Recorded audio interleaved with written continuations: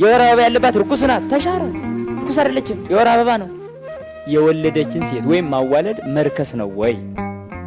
አንድ የወለደች ሴት የረከሰች ናት ወይ? የወለደች የረከሰች አይደለችም ካለ የሚያዋልዱ እንዴት ይረክሳሉ? የወለደች የረከሰች አይደለችም፣ ወለደች እንጂ 40 ቀን 80 ቀን የምትከለከልበትም ምክንያት አለው አይደል?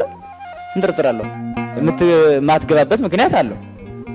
አዎ የሚፈሳት በታች ስለማይለያት ነው። ደመ መለኮት ከሚነጥብበት ደመ ሩቅ ብእሲ አይንጠብ ነው እንጂ ቁስል ያለበትም እኮ አይገባም እኮ እሱ የሚነጥብ ደም ያለበት እኮ ቤተክርስቲያን አይገባም። ስለዚህ ደመ መለኮት ከሚነጥብበት ቅዱስ ቦታ ደመ ሩቅ ብእሲ አይንጠብ ነው መልእክቱ እሱ ነው እንጂ ረክሳለች ማለት አይደለም። እንደገና የሚያዋልዱ ሴቶች የጠየቁ ሴቶች የሚሆኑ ወንዶች ደግሞ አይደል እነዚህ ሁሉ እንዳለ እስከ 40 ቀን ድረስ እስከ 80 ቀን ድረስ አይገቡም ተብሎ የሚከለከልበት በገጠሩም ሞልቷል። በጣም ማለት ነው ልማድ ሆኖ ማለት ነው።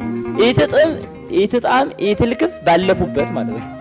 ኢትጣም ኢትልክፍ ባለፉበት ዘመን እኮ ነው። ኢትጣም እኮ አልፏል፣ ኢትልክፍ አልፏል።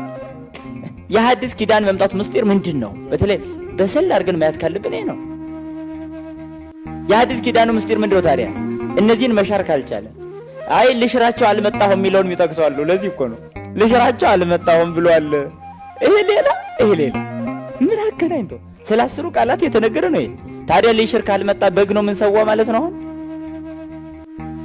ራሱን መስሎ ክርስቶስ መስሎ ምን ሰዋ ትሽሮ የለ እንደ በግ መስዋዕት። እሺ ይሄን የነካ ርኩስ ነው የሚለው ተሻረ። የወር አበባ ያለባት ርኩስ ናት፣ ተሻረ። ርኩስ አይደለችም፣ የወር አበባ ነው፣ የወር አበባ ነው። ልጅ ለማስገኘት አበባ ይቀድማል። እጽዋት ፍሬ ሊያስገኙ ሲሉ ብቅ ያደርጋሉ አበባቸውን። ምን ለማለት ነው? ለፍሬ በቅተናል ነው። ሴቶችም አሁን ዘር ብትዘሩ እናበቅላለን ለማለት ምን ያደርጋሉ ማለት ነው? በቃ አሁን ዘር ቢዘራ አሁን ፍሬ ማፍራት እንችላለን ሲሉ ወዲያው አበባ ያሳያሉ ነው ምስጢሩ። ይሄ ነው። ወደዚህ ተቀይሯል። የመጀመሪያው ከማአድመው ኪያ ለእንትኩ እፀው በለስ ከማሁ ደሙ ይለለ ወርሁ ነበር አይደለም? የመጀመሪያው የርግማን ነበር። እንደማይጎዳ አወቀና እግዚአብሔር ይሄን አልሻረውም። ምን አድርጎ ነው የተወው? ዝም ብሎ አበባ አድርጎ ተወው ማለት ነው። አሁን ሞት ተፈርዶብን ነበር አይደል? ሞቱ አሁን አልቀረም አይደል? እንደማይጎዳ አወቀና ቀረ። አሁን ሞት አይጎዳም። ሰው በስጋ ሞተ ማለት ጉዳት አይደለም። ይሄ እንዲሁ ነው የቀረው። የሚጎዳውን ነው የሻረው። የማይጎዳ ነገር አልተሻረም። ብላ በሐፈ ገጽ ካለ አይደል? ደክመ ብላ አለ። አሁን ደክመ ብላት ቀርቷል። እንደ ጌታ ስለተወለደ አልቀረም። ለምን? ኃጢአት አይደለማ።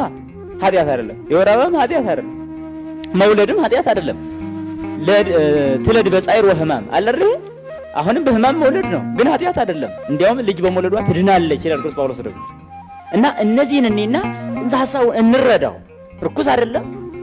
በብሉይ ኪዳን እይታም አይደለም የምናየው፣ በአዲስ ኪዳን እይታ ነው። ይሄን ይዘን ከሄድን የሚያዋልዱት ፍትሐ ነገሥት ላይ ለ20 ቀንም ተሰጥቷል አይደል? ነገር ግን ይሄንን ብቻ አይደለም የምንይዘው፣ እንደ ወቅቱ መታየት አለበት። ከኛ በኋላ የሚመጡት ደግሞ ምን ይሆናሉ ይላል ፍትሐ ነገሥቱ። ያያሉ ብሎ አስቀምጦ የለም እንዴ? ስራ ሆነ ነው ማዋለድ ማለት ስራ ሆነ፣ አሁን ላይ ማለት ነው ስራ ሆነ። ታዲያ እነዚህ ለቁርባን የሚበቁበት ጊዜ የላቸውም ወይ? አላቸው። ካህኑ ለክቶ ሊሳታቸው ይገባል። የልጆቹም ቤተክርስቲያን የሚገቡበት ሳይከለከሉ ሲጀመር ማለት ነው። በቃ ለምን ምን አደረጉ? ምን ሰሩ? ይልቅስ መከልከል ካለበት ኃጢአትን የሚያዋልድ ሰው ነው። አጥብቀን መከልከል ካለበት ለምን? ቂመኛ ሰው ካለ ከልክሉት። እስኪ በእውነት መከልከል ካለበት እንዴ ቂመኛ ሰው ቅዳሴ ውስጥ ሲገባ ዝም እያልን አወላጅ ተከልከይ ማለት ነውር ነው በራሱ። በእውነት ቂመኛ ሰው እግዚኦ፣ ቂመኛ ሰው ቅዳሴ ላይ፣ ቂመኛ ሰው ማህሌት ላይ ቆሞ እየፈቀድን ዝም ብለን ስጋው ደግሞ ሲፈትት ቂመኛው ዝም እያልን ቅጥረ ቤተክርስቲያን ሁሉ እንዳይደርሱ ከለከልናቸው። እነሱን ግን እውነት አባቶች እንደ ከልብ ይሆን በመንፈስ ቅዱስ ምን መራው ይሆን እውነት መሪነታችን መንፈሳዊ ስለሆነ ማለት ነው። ስለዚህ አጥብቄ እንድናገር የፈለኩት ለምንድን ነው? በጣም ብዙዎቻችን በመንፈሳዊ አይደለም ፍርዱ ራሱ ከመንፈሳዊነት የወጣ አይነት ነው እያደረግን ያለ ነውና ስለዚህ እነዚህ ለቁርባንም ለንስሐቸው ለጊዜያቸው የሚዘጋጁበት ቀን ብቻ ነው ሊሰጥ የሚችል የሚዘጋጁበት ማለት ነው። ማንኛውም እንደሚዘጋጀው ሊዘጋጁ ይገባል እንጂ ከዚህ ርቀው እንዲኖሩ ማድረግ ቤተክርስቲያናችን የተከለከለ ነው እና የክርስቶስ ስጋና ደምን መቀበል እንዲችሉ